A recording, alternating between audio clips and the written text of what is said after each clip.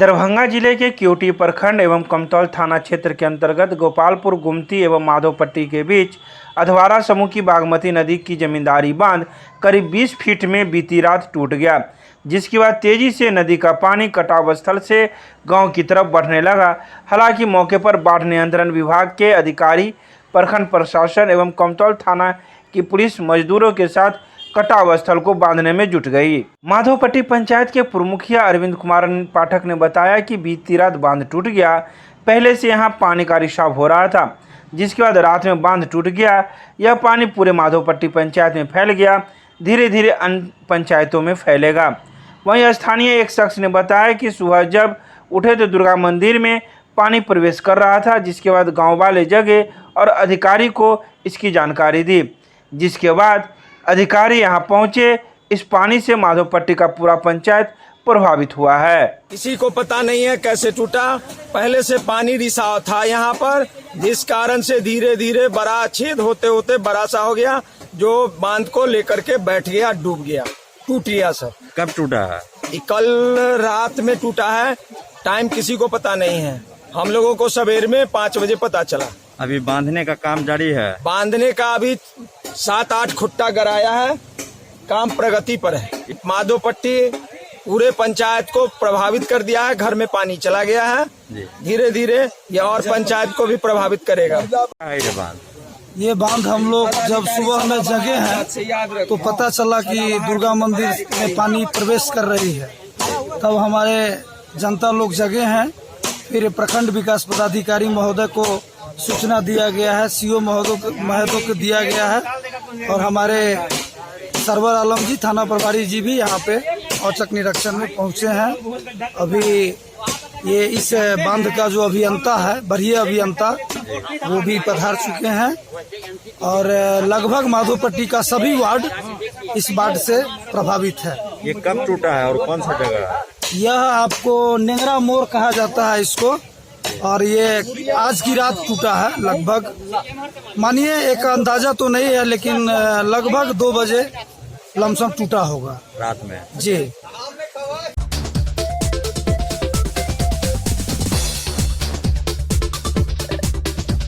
केवटी के टूटे बांध को जल संसाधन विभाग ने पुनः बांधा। असामाजिक तत्वों के विरुद्ध दर्ज हुई प्राथमिकी। दरभंगा जिले के केवटी प्रखंड अंतर्गत अधवारा समूह के बागमती नदी का जमींदारी बांध को गोपालपुर गुमती और माधोपट्टी के बीच कल देर रात असामाजिक तत्वों द्वारा तोड़ दिया गया था, जिसे बांधने के लिए जल संसाधन विभाग के अभियंताओं द्वारा सुबह से ही जी तोड़ प्रयास किया जा रहा था। जल संसाधन विभाग की टीम के द्वारा बांध की मरम्मति कर बांध को पुनः बांध दिया गया है। जल संसाधन विभाग के अभियंताओं ने बताया कि यह बांध असामाजिक तत्वों द्वारा जानबूझकर तोड़ा गया, जिसके लिए अज्ञात असामाजिक तत्वों के विरुद्ध प्राथमिकी दर्ज की गई है।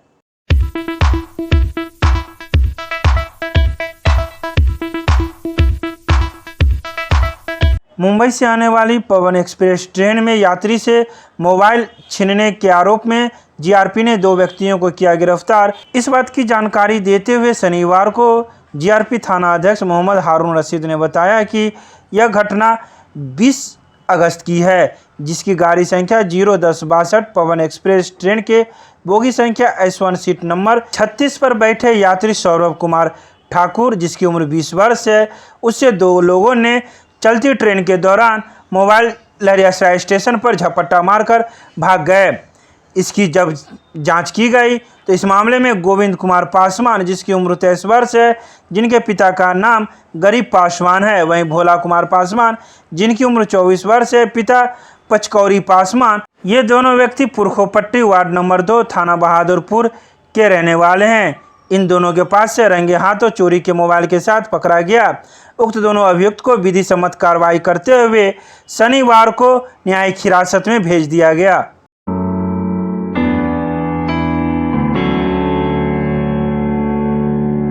दरभंगा के अम्बेडकर सभागार में जिला निर्वाचन पदाधिकारी, पंचायत सह जिलाधिकारी डॉक्टर त्यागराजन SM की अध्यक्षता में पंचायत चुनाव की तैयारी को लेकर की गई बैठक में सभी प्रखंड विकास पदाधिकारी को मतदान केंद्र की सूची राज्य चुनाव आयोग के पोर्टल से मिलान कर सुधार लेने का निर्देश दिया गया है।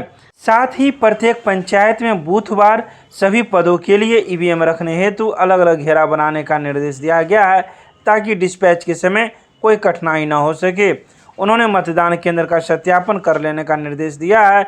जर्जर भवन या जहां मतदाताओं को पहुंचने में परेशानी हो ऐसे भवनों को मतदान केंद्र नहीं बनाने का निर्देश दिया गया है।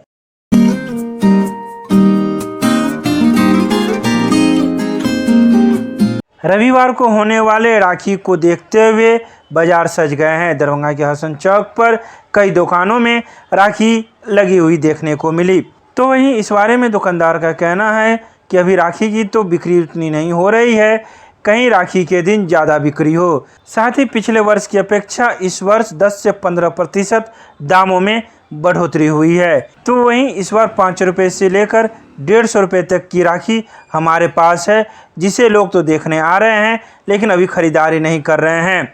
वहीं उनका यह भी कहना था कि ख़रीदारी तो होगी लेकिन अभी देरी से हो रही है। इस बार 10 रुपया से स्टार्ट है, मोटा मोटी 5-7 से स्टार्ट है। जितना 50, 60, 70, 80 जितना ऊपर तो डिमांड है या अभी की नहीं? अभी उस हिसाब से डिमांड नहीं उस हिसाब से डिमांड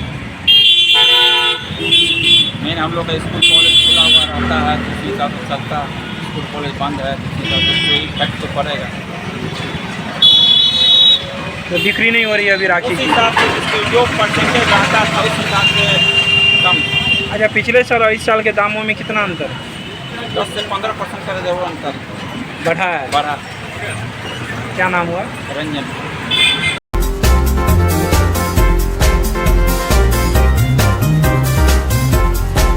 अखिल भारतीय विद्यार्थी परिषद के कार्यकर्ताओं की बैठक शनिवार को मिसर टोला स्थित कार्यालय में हुई। इस बैठक में दरभंगा मधुबनी के कार्यकर्ता मौजूद थे। इस बैठक को संबोधित करते हुए बिहार प्रांत के प्रांत संगठन मंत्री डॉक्टर सुग्रीव कुमार ने कहा कि आज यह बैठक दरभंगा मधुबनी विभाग के अमृत महोत्सव में भाग लिए हुए कार्यकर्ताओं का अनुभव कथन जानने हेतु मुख्य रूप से किया गया है। साथ ही संगठनात्मक आगे के कार्यक्रम हेतु इन्हें दिशा निर्देश कार्यकर्ताओं को दिया। इस बैठक में इन्होंने प्रदेश अभ्यास वर्ग, इकाई गठन, सदस्यता अभियान, मिशन तिरंगा अभियान, अनुभव कथन सहित कई बातों पर चर्चाएं की और मार्गदर्शन भी दिए।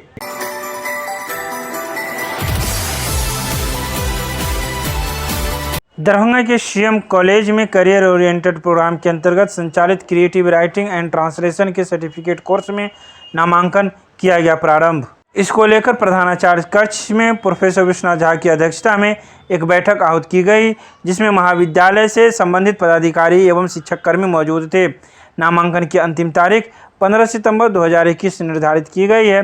पहले आओ पहले पाओ के सिद्धांत पर स्थान रिक्त रहने तक 40 छात्राओं का नामांकन लिया जाएगा। प्रथम एवं द्वितीय श्रेणी से उत्तीर्ण इंटरमीडिएट, विज्ञान, वाणिज्य या कला के कोई भी छात्राएं इस कोर्स में नामांकन ले सकते हैं। सीएम कॉलेज दरभंगा में कैरियर ओरिएंटेड प्रोग्राम के अंतर्गत creative writing and translation course जो पहले से है, उसके नए समन्वयक के रूप में डॉक्टर मनोज कुमार सिंह नियुक्त किए गए हैं। प्रधानाचार्य प्रोफेसर विश्वनाथ झा की अध्यक्षता में उसके नामांकन समिति की बैठक हुई, जिसमें 15 सितंबर तक इसका अंतिम तिथि निर्धारित किया गया है। छात्र जो पढ़ाई कर रहे हैं दरभंगा के स्थानीय महाविद्यालयों में अथवा जो पढ़ाई पूरी कर लिए हैं या पढ़ाई छोड़ चुके हैं, वे छात्र अभिभावक इसमें नामांकन ले सकते हैं। 6000 रुपया मात्र इसका फीस है। 1 वर्षीय कोर्स को करने के बाद 200 अंकों की परीक्षा होती है इसमें, जिसमें 70 के 2 सैद्धांतिक पत्र और एक 60 नंबर का प्रायोगिक परीक्षा है। इन परीक्षाओं में उत्तीर्ण होने के बाद मिथिला विश्वविद्यालय द्वारा प्रमाण पत्र दिए जाते हैं। 15 दिनों का इसमें डायरेक्ट प्रशिक्षण कार्यक्रम है। लगभग 100 वर्ग चलाए जाते हैं इसमें, और इस कोर्स को करने से छात्रों के व्यक्तित्व का निर्माण होता है, साथ ही साथ कम्युनिकेशन स्किल डेवलप होता है, उनके लेखन करने की क्षमता, और अन्य भाषाओं में खास करके हिंदी से अंग्रेजी, अंग्रेजी से हिंदी में ट्रांसलेशन करने की स्किल को डेवलप किया जाता है।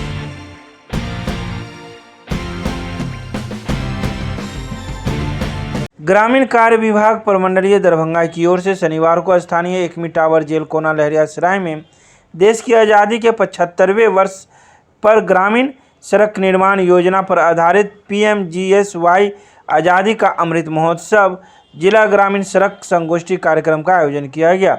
वहीं इस कार्यक्रम के अवसर पर नगर विधायक संजय सरावगी, बेनीपुर के विधायक विनय चौधरी, मुरारी मोहन झा और विधायक मिश्रीलाल यादव मौजूद थे। कार्यक्रम का उद्घाटन संयुक्त रूप से दीप जलाकर किया गया, जहां आए अतिथियों ने अपने अपने विचार भी रखे। आदरणीय नरेंद्र मोदी जी के निर्देश पर सभी विभाग आज़ादी का 75वां अमृत महोत्सव मना रहे हैं। इसी के तहत ग्रामीण कार्य विभाग के द्वारा यह आयोजित है और लगातार बिहार में या दरभंगा में ग्रामीण सड़कों में आमूल परिवर्तन, सभी गांव पक्की सड़क से जुड़ चुके हैं और सभी गांव पक्की सड़क से जुड़ चुके हैं। कोई 2-4-5 गांव बाकी होंगे और आज ग्रामीण सड़कें 2005 के पहले आप याद करिए गांव में सड़क नहीं था। आज ऐसा कोई गांव नहीं है जो पक्की सड़क से नहीं जुड़ा। और एक सड़क बनती है तो केवल सड़क नहीं बनती, उस गांव के विकास की धारा खुल जाती है और आर्थिक समृद्धि आती है। एक सड़क अगर छोटी सी कोई गांव में बनती है तो उसकी आर्थिक समृद्धि लोगों को आती है, अगल बगल की ज़मीनों का दाम बढ़ता है, जीवन रेखा सड़क। और आज आज़ादी के 75वें अमृत महोत्सव में हम स्वतंत्रता सेनानियों को याद करते हैं, हम जिनके कारण हमारे भारत माता को आज़ादी मिली, हमारा देश आज़ाद हुआ और इस 75 सालों में पूरे देश आमूल परिवर्तन हुआ। आज इस आयोजन की सोच करने वाले आदरणीय प्रधानमंत्री नरेंद्र मोदी जी ने जो ये कार्यक्रम प्रारंभ किया, ये एक ऐतिहासिक कार्यक्रम है। आज उन्होंने हमारे इस देश को आज़ादी दिलाने में जिन शहीदों ने भूमिका अदा की, उनको आज हमने याद किया। उनको याद कराने की जो उनकी सोच थी, उसके पर वो बहुत ही ज़बरदस्त कार्यक्रम है। इसके लिए मैं धन्यवाद और आभार।